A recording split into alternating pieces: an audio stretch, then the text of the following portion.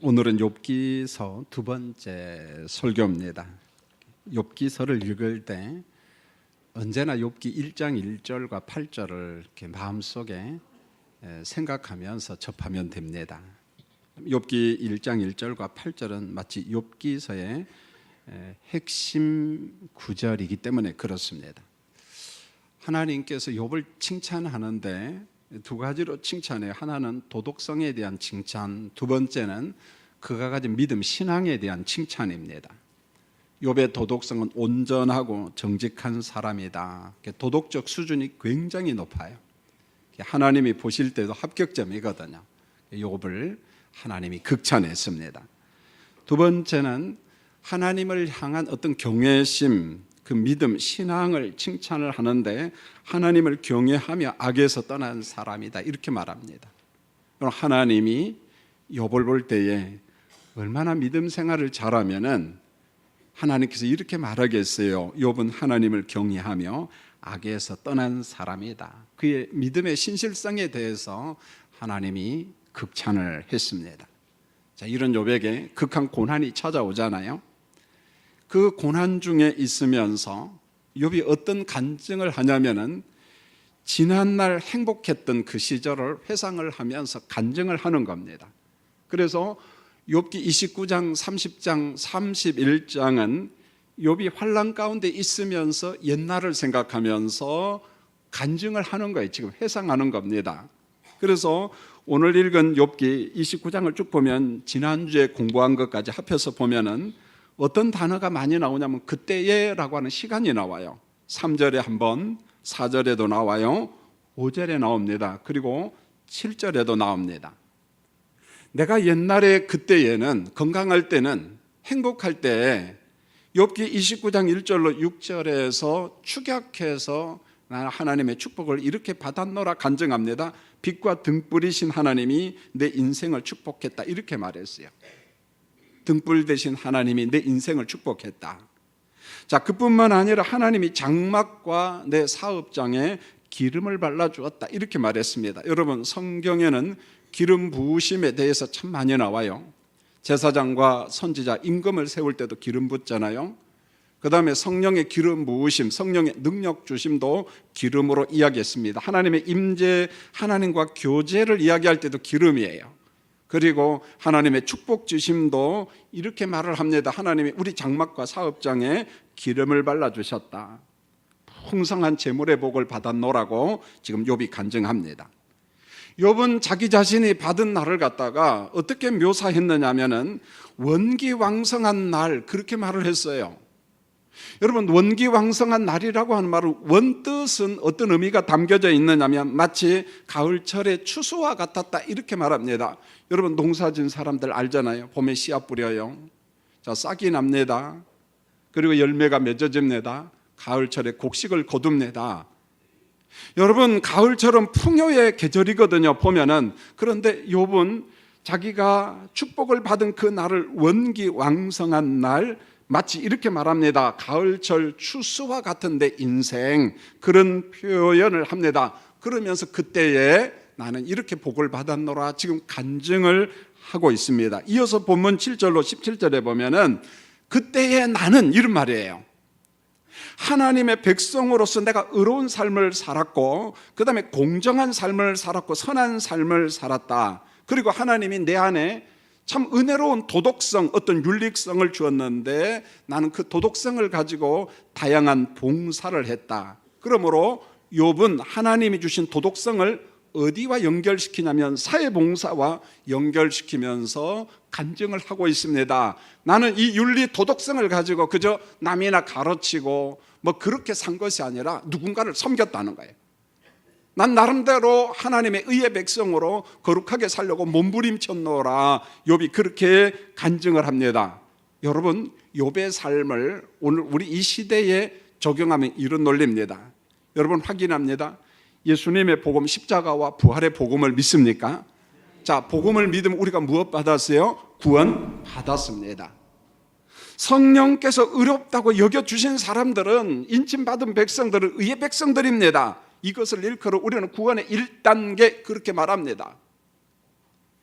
자, 구원의 1단계가 있으면 몇 단계로 또 넘어가야 돼요? 구원의 2단계가 있는데 구원의 2단계에서 예수 또 믿으라 그런 말이 아니고 복음을 믿고 구원받은 사람들은 반드시 복음으로 살아가야 된다는 거예요. 복음의 삶을 강조한 게 예수님의 산상교훈이에요. 그래서 예수님의 산상교훈을 읽어서 제자의 도 이렇게 말합니다. 제자로서 으뜸의 삶을 살으라는 거죠. 보면은 소금이 되라 빛이 되라. 여러분의 선한 삶을 주변 사람들에게 보여주라 그렇게 이야기를 합니다. 산상교훈의 삶을 살 것을 성경이 명하고 있습니다. 그런데 우리가 좀 객관적으로 보면은 한국 교회와 성도들, 오늘 설교하는 김 목사와 여러분 자신들, 한국 교회를 이야기할 때 굉장히 조심합니다. 마치 저는 삼자에 서서 한국 교회를 비난하는 사람이 될까 걱정이 돼서 그래요. 여러분, 한국 교회와 김 목사의 모습을 보고 우리 개개인의 삶을 보면은 뭔가 좀 아쉬움이 참 많습니다. 왜 그런 거 하냐면 구원은 받았는데 구원의 삶이 미흡해요. 없다로 말하진 않겠습니다. 왠지 모르게 미흡하다는 거예요. 예수님의 삶을 살아가는 제자도가 으뜸되는 삶이 좀 미흡했어요. 부족했습니다. 여러분, 목회자로서 제 삶을 보고 교인들의 모습을 봅니다. 석간중앙교회에서 30년째 목회를 합니다. 이런 공부 저런 공부 무수한 설교를 했어요. 그리스도의 삶을 이야기를 했습니다. 자, 여러분들은 설교를 들었어요. 말씀을 읽고 배웠습니다. 그렇다면 구원받은 백성으로서 구원의 서정 가운데 성화의 삶, 그리스도를 닮아가는 성화의 삶이 있어야 되는데 얼마나 우리에게 성화의 삶, 그리스도의 삶이 묻어나고 있느냐는 거예요. 그것에 대한 고민, 그것에 대한 갈등이 저한테 있습니다. 적어도 한국 교회는, 예수 믿는 여러분은 삶의 현장 속에서 두 가지 삶을 살아야 돼요. 하나는 제사장적 삶이고 하나는 예언자적 삶이에요. 우리 가정과 우리 교인들이 세상이 아파할 때 그저 함부로 비판하고 책망하는 것이 아니라 그들을 품에 끌어안아야 돼. 이게 제사장적 삶이에요. 부모가 자식을 품에 안듯이 우리가 끌어안아야만이 됩니다. 동시에 우리가 살아가야 될 게 뭐냐면 죄된 세상을 보고 죄라고 지적해야 됩니다. 이걸 일컬어 우리가 예언자적 삶이라고 이야기합니다. 한국 교회의 예언자적인 삶이 부족했음을 우리가 인정해야만이 됩니다. 한마디로 정리하면은 구원의 1단계의 삶, 구원받은 백성으로서 구원의 2단계인 의의 삶이, 십자가의 삶, 복음을 녹여내는 삶이 우리 가운데 부족했다는 것입니다. 여러분, 사도 바울이 문제가 많은 고린도 교인들에게 이런 이야기를 합니다. 고린도 후서 2장 15절에 보면 우리는 구원받는 자들에게나 망하는 자들에게나 하나님 앞에서 그리스도의 향기니 이렇게 말합니다. 자, 구원받은 사람 앞에서도 심지어는 망하는 사람들 앞에서도 우리는 예수의 향기다 이렇게 말합니다. 여러분, 고린도 후서 3장 2절 너희는 우리의 편지라 이렇게 말합니다. 여러분, 지금은 핸드폰이 있기 때문에 모든 게 카톡으로 다 해결이 됩니다. 보면. 그러나 고대 사회에서는 정보를 주는 게 편지밖에 없거든요. 그래서 기다리는 거예요. 그런데 오늘 바울이 뭐라고 이야기합니까? 너희는 우리의 편지라 이렇게 말합니다. 여러분, 고린도 교회 하면은 은사도 많아요. 능력도 많이 나타났습니다. 그런데 윤리와 도덕성이 없어요. 문제투성입니다. 문제가 얼마나 많은 지역인지 몰라요. 그럼에도 불구하고 바울이 뭐라고 망할 놈들아 그렇게 말하지 않냐고, 여러분들은 예수의 향기요 예수의 편지요 이렇게 말합니다. 여러분들로 말미암아 그리스도가 드러난다는 거예요. 그리스도가 증거된다는 말입니다. 여러분, 우리 스스로에게 좀 자긍심을 좀 가졌으면 좋겠어요. 여러분, 예수 그리스도의 향기입니다. 여러분, 그리스도를 자랑하는 편지들입니다. 그리스도를 전하는 좋은 소식이라는 거예요. 우리가 좀 그런 자긍심을 좀 가지고 살았으면 좋겠어요. 여러분, 본문 7절로 11절은 욥이 지난날 경험한 어떤 명예, 존경받음에 대한 자기 간증을 합니다. 여러분, 7절에 잘 보시면 그때는 이렇게 말합니다. 그때에는. 이게 무슨 말일까요? 고난받기 전에는. 내가 건강할 때는, 내가 명예를 누리고 풍요와 어떤 권력을 가지고 사회적 높은 신분을 가지고 살 때는, 그런 말이에요. 과거에는, 그때에는 내가 성문에 이르기도 하며 내 자리를 거리에 마련했다, 이렇게 말했어요.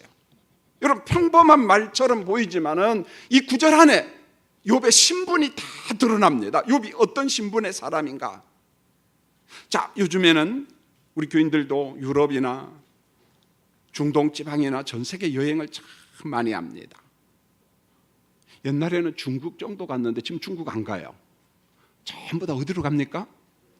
유럽으로 갑니다. 보면은요, 경제 수준이 참 높아진 거죠. 보면 아주 잘한 겁니다.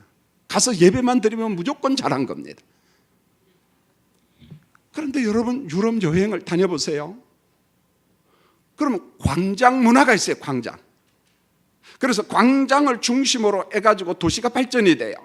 그런데 광장에 딱 가면은 사람들이 많이 있지만 먹거리가 다 있어요. 음식점, 커피숍, 그리고 맥주 마시고, 사람들이 거기에서 담소하고. 고대 사회도 마찬가지입니다. 성문 앞 광장, 그 다음에 그 광장 주변에 있는 큰 거리는 많은 사람들이 모여서 대화하는 곳입니다. 성읍의 일을 논의했어요. 심지어는 재판도 광장에서 했습니다. 그런데 욥이 내가 성문 앞 광장에 나갔다, 사람들이 많이 모이는 거리에 갔다, 이게 무슨 말이냐면 단순히 놀러 갔다, 그런 말이 아니에요. 여러분요, 욥의 신분에 대한 말입니다. 욥은 사회적 신분이 높은 사람, 존경받는 사람, 주변 사람들로부터 인정받는 사람, 자기 신분에 대해서 그렇게 이야기한 겁니다. 그런데 욥이 광장에 가면은요, 여러분 8절을 보세요. 나를 보고 젊은이들이 숨었다, 이렇게 말했어요. 여러분, 나를 보고 도망가서 젊은이들이 숨었다, 이게 무슨 말입니까? 젊은 청년들이요, 광장에서 놀고 있다가 저 멀리에서 욥이 와요. 그럼 놀고 있던 자리에서 다 일어나서 한쪽으로 살짝 비껴서는 거예요. 욥에 대한 존경의 표시입니다. 이런 말입니다. 선생님, 광장에 오셨군요. 선생님, 오셨군요. 예의예요.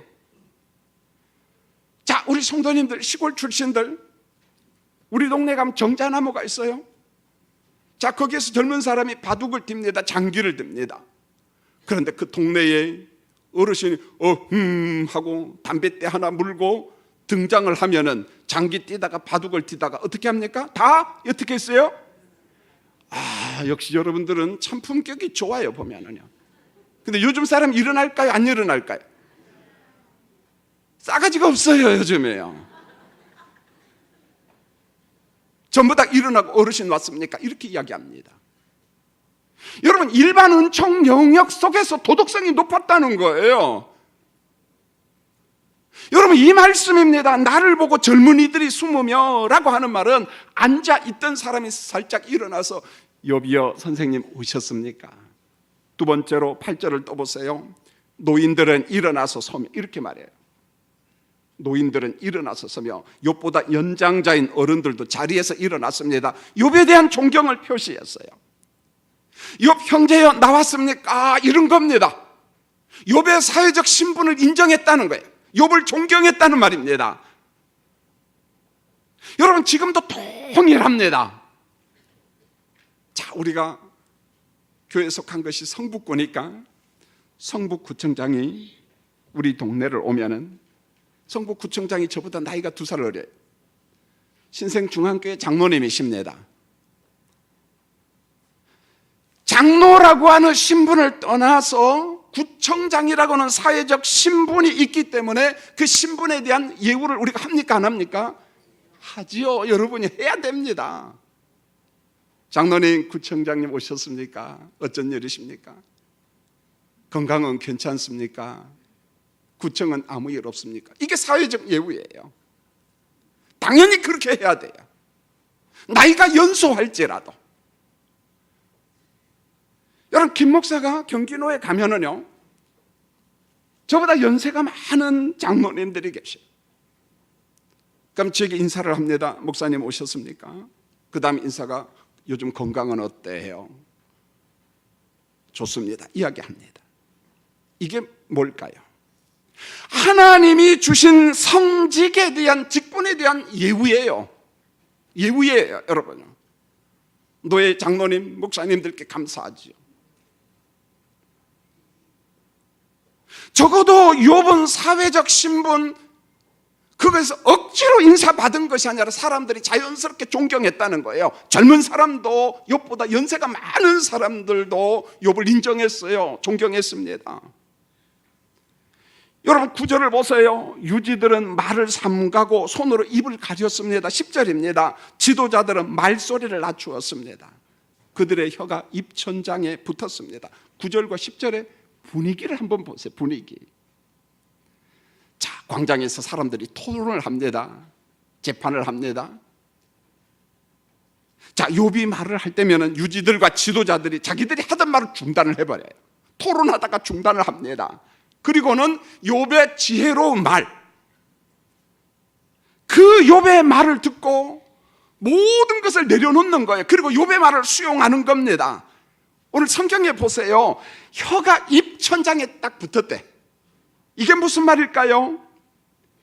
자기들이 하는 말을 중단하고 침묵하면서 욥, 당신의 말을 우리가 수용합니다. 동의 제청합니다. 당신의 말이 옳습니다. 바로 이겁니다. 여러분 굉장히 지혜로운 사람이요, 인정받는 사람이요, 존경을 받았습니다. 자, 제가 예화를 하나 들을게요. 욥의 총명과 지혜는 누구를 훨씬 능가했느냐면은 그 유명한 솔로몬을 능가했어요. 자, 솔로몬의 재판 기사입니다. 열왕기상 3장 16절로 28절에 우리가 주일학교 다닐 때 많이 들었어요. 두 여자가 한 집에 살았습니다. 한 여자가 먼저 해산했어요. 자녀를 낳았습니다. 사흘 후에 다른 여인도 아들을 출산했습니다. 그런데 사흘 후에 한 여인에게 문제가 생깁니다. 아마 이 엄마가 잠을 험하게 잤나 봐요. 그래서 옆에 아기를 품고 자다가 엄마가 어디 위로 올라간 것 같아요. 그냥 재치치게 아기 위로 올라가서 아기가 압사해서 죽은 거예요. 그런 어머니들 좀 조심하세요. 좀 떨어져서 자든지 여러분. 아기가 죽었어요. 아기를 죽게 하니 엄마가 몰래 나쁜 짓을 합니다. 옆에 잠을 자는 여인한테 오더니 살아있는 그 여인의 아기를 데리고 가버렸어요. 죽은 아들을 옆에 있는 여인의 품에다 갖다 둡니다. 이쯤 되면 혀를 끌끌 차야지요. 아, 이거 못된 년 이래야죠, 여러분. 근데 가만히 있습니까? 좀 박자가 안 맞네. 아무리 보아도 이 여인이 아침에 일어나서 보니까 내 얘기예요? 안 얘기예요? 내 얘기가 아니야. 엄마가 여러분 자기 얘기를 모르겠어요. 다 알지요. 그래서 두 여인이 이제 다투는 거예요. 죽은 아기는 너희 아들이다. 산자가 내 애기다. 난 내 애기를 안다. 봐라, 내 애기다.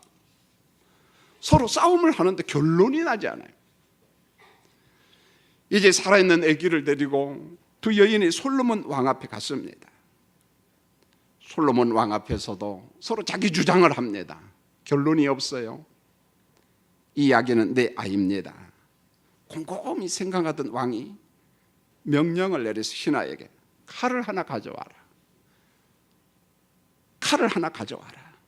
살아있는 이 아기를 칼로 잘라라. 반은 이 여인에게 주고 이 아기의 반은 저 여인에게 주라. 솔로몬이 판결을 내리자 분위기가 묘해졌어요. 두 여인이 서로 다른 감정을 보입니다. 여러분 열왕기상 3장 26절에 그 산 아들의 어머니 되는 여자가 그 아들을 위하여 마음이 불붙는 것 같아서 왕께 아뢰어 청하건대 내 주여 사나이를 그에게 주시고 아무쪼록 죽이지 마옵소서. 팍한 청을 합니다. 왕이여 그 아이를 죽이면 안 됩니다. 근데 다른 여자는요 이렇게 말합니다. 말하기를 내 것도 되게 말고 네 것도 되게 말고 그 아이를 어떻게 하려고 바늘로 딱 쪼개. 여러분은 전자의 엄마입니까? 후자의 엄마입니까? 진짜로요? 근데 요즘 세상은 전자 같아요? 후자 같아요? 후자 같죠? 에라 모르겠다 쪼개라. 그러죠. 보면 솔로몬의 심리 판결이 나와요. 기가 막힌 재판이죠. 산아기를 죽이지 말라. 이 아기는 아이를 죽이면 안 된다고 눈물을 흘리는 저 간청하는 여인의 아기다. 심리 판결이에요.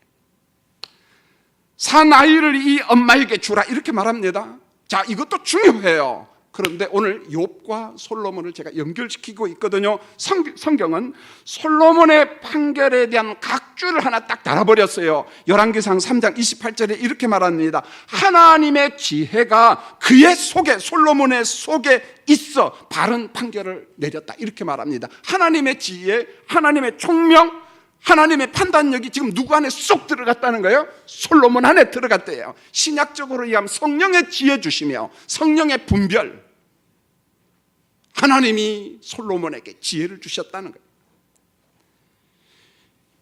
여러분, 이제 오늘 말씀으로 또 갑니다.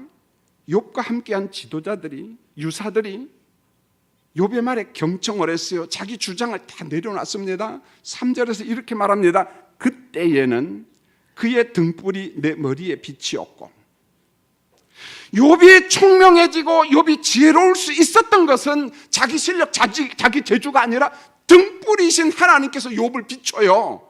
욥에게 총명을 줘요. 욥에게 지혜를 주었습니다.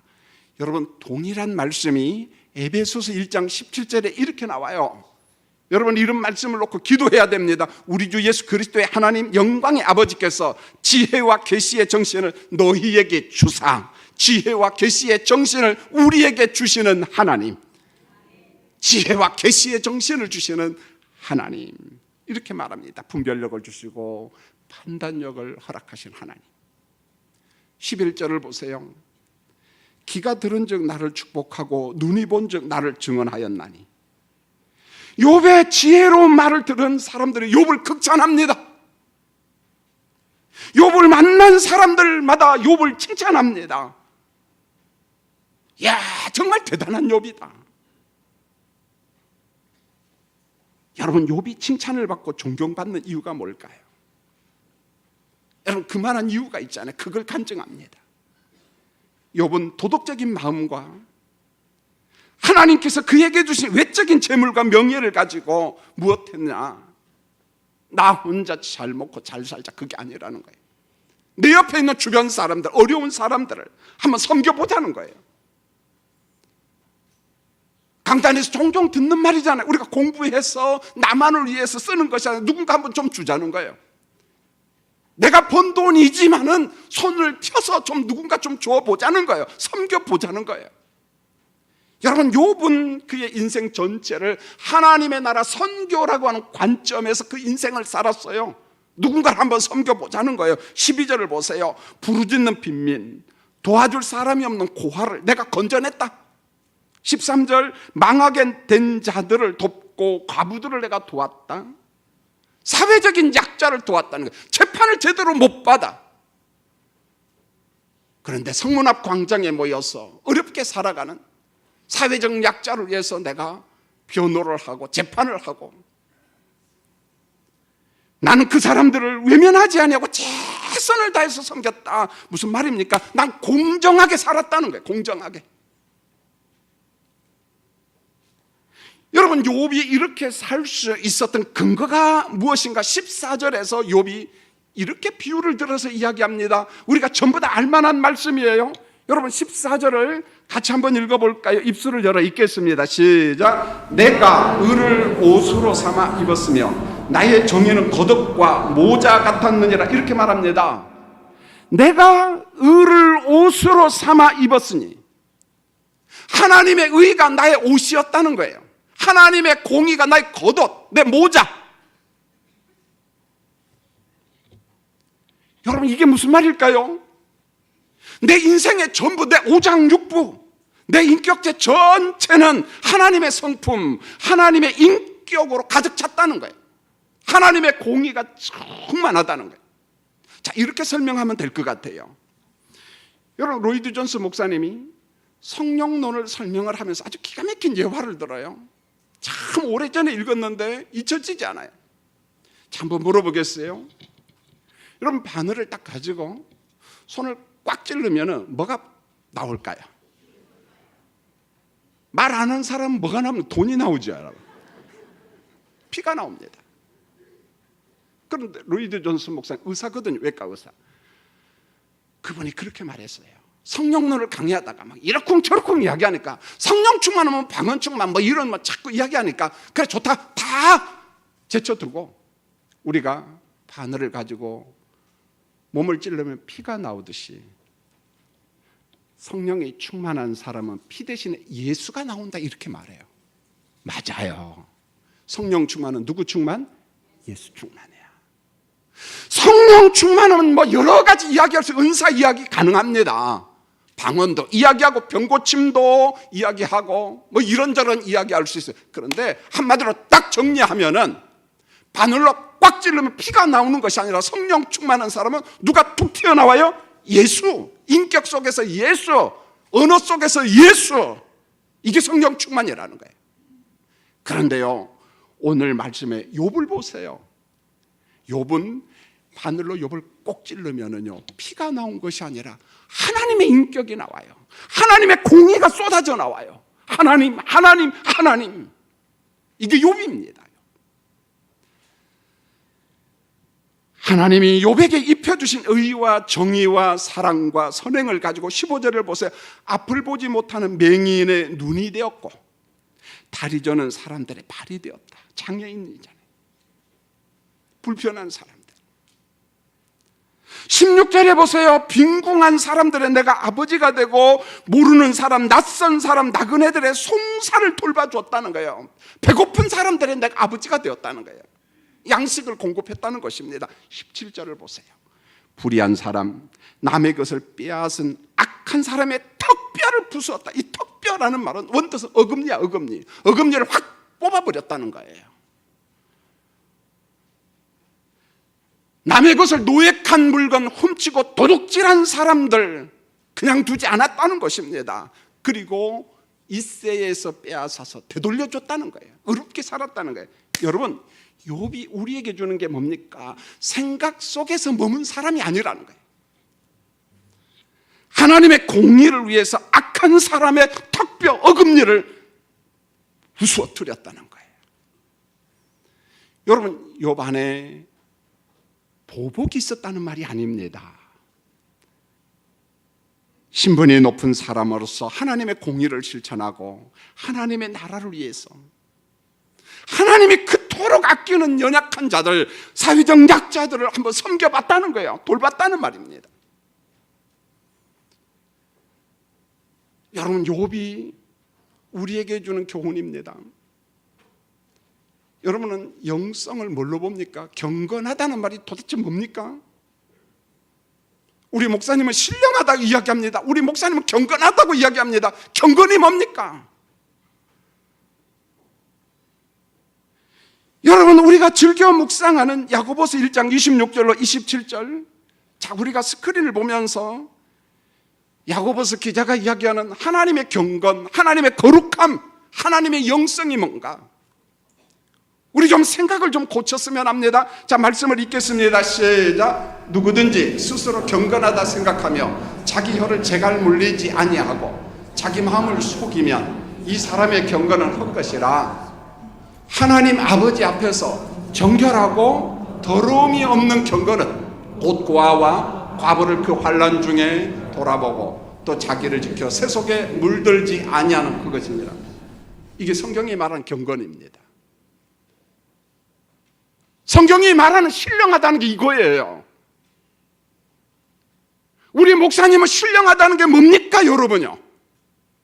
무슨 도사입니까? 하나님의 경건, 하나님의 거룩함, 하나님의 영성은 두 가지로 정리합니다. 첫 번째로 자기 혀, 자기 말, 입을 좀 조심하라는 거예요. 입 좀 조심하라는 거예요, 입을요. 두 번째가 뭡니까?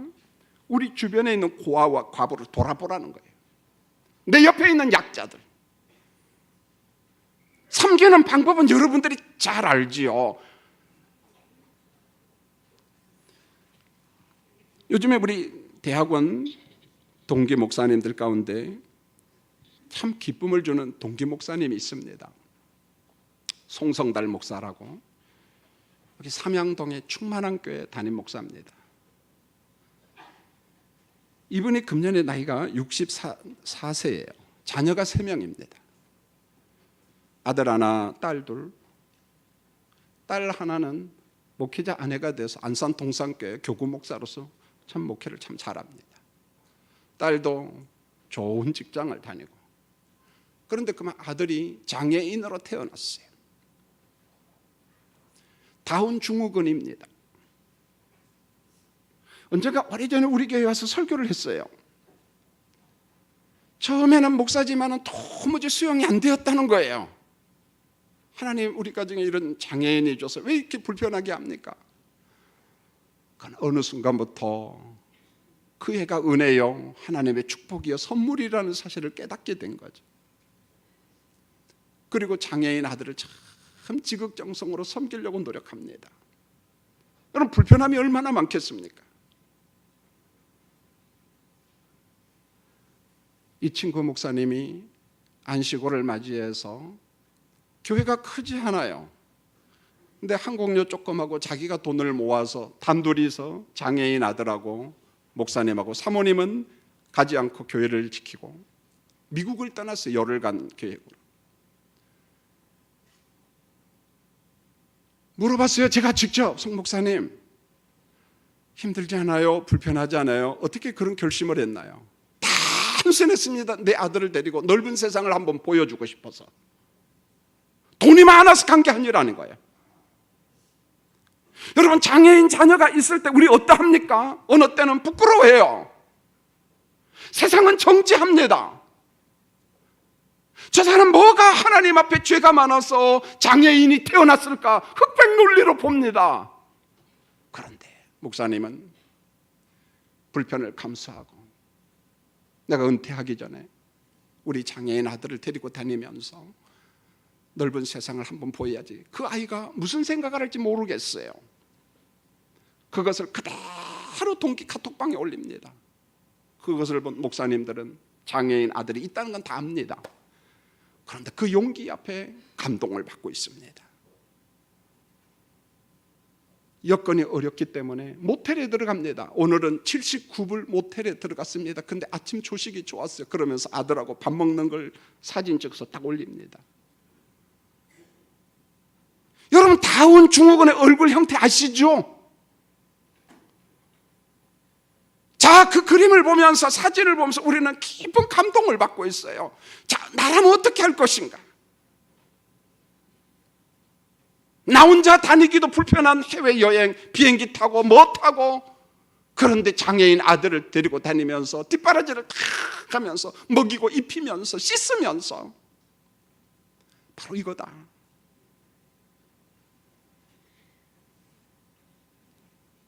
욥은 한국교회와 여기 김 목사를 책망했습니다. 김 목사야, 구원 누림에 안주하지 말라는 거예요. 주님이 말씀하신 소금이 되라, 빛이 되라, 하나님을 사랑하라, 이웃을 사랑하라, 도대체 그게 뭐냐는 거예요. 예수님의 향기가 되라, 그리스도의 편지가 되라. 모르는 사람이 있나요? 근데 이 말씀의 의미가 뭡니까? 생각 속에 머무는 성도가 되지 말고 좀 실천해 보라는 거예요. 행동해 보라는 것입니다. 이게 한국교회 아픔이고 저희 아픔이고 여러분의 아픔이잖아요. 못하고 있잖아요. 이번 주 토요일 날 서울시청 앞에서 동성애자들 퀴어 행사를 또 합니다. 박원순 서울시장은 녹두리 합니다. 아무나 신청하면 허락한다는 거예요. 정치가를 이렇게 저렇게 평가할 수는 없죠. 해마다 우리 교회는 갔습니다. 더욱 감사한 게 목회자들과 장로님, 권사님들 2주로 갔습니다. 이게 지도자의 책임이라고 저는 그렇게 봅니다. 금년에도 갑니다. 그런데 예년과는 제 생각이 좀 달라요. 옆에서 벌거벗고 이상한 짓 해도 보기는 흉하고 남사스럽지만은 야, 이 죽일 놈들아, 그 마음이 없어요. 저한테요. 기도하는 마음밖에 없습니다. 언젠가 수요일 날 이야기를 했어요. 도대체 앞장서는 동성애자는 어떤 놈들인가, 어떤 사람들인가. 몇 사람의 글을 읽다가 저는 깜짝 놀랐어요. 김조강수 영화배우, 동성애자입니다. 청계천에서 결혼했습니다. 놀랍게도 그는 주일학교 장로교 출신이에요. 중고등학교 교회 다녔어요. 우리가 잘 아는 홍석천, 저 충청남도 홍성인가 어디 사람입니다. 교회 다녔어요. 어릴 때 성적 취향의 사람이 있을 수 있습니다. 적어도 교회에서 목사님이, 전도사님이, 주일학교 교사가 그걸 조금이나마 알았더랬으면, 위로하고 품어줬더랬으면 보고만 해서 돌아왔을 텐데라는 생각입니다. 왜 그러냐면 동성애자로 살다가 30, 40에 돌아온 사람의 간증문이 저한테 있거든요. 그리스도 안에서 변하여 새 사람 되고 아름다운 가정을 이루면서 행복을 간증하는 사람이 있습니다. 사람이 탈선할 수 있습니다. 전 이렇게 기도하려고 합니다. 가서 주님, 저 옆에서 벌거벗고 이상한 짓 하는 사람도 성령의 임재 속에서 새롭게 변화되게 해 주시옵소서. 이 기도하려고 합니다. 대안이 없어. 지금 현재로서는요. 행사를 주관하는 사람들을 보면 조금 마음에 안 들어. 그럼에도 불구하고 우리에게는 예언자적인 삶을 살아야 돼요. 동시에 제사정적인 삶을 살아야 됩니다.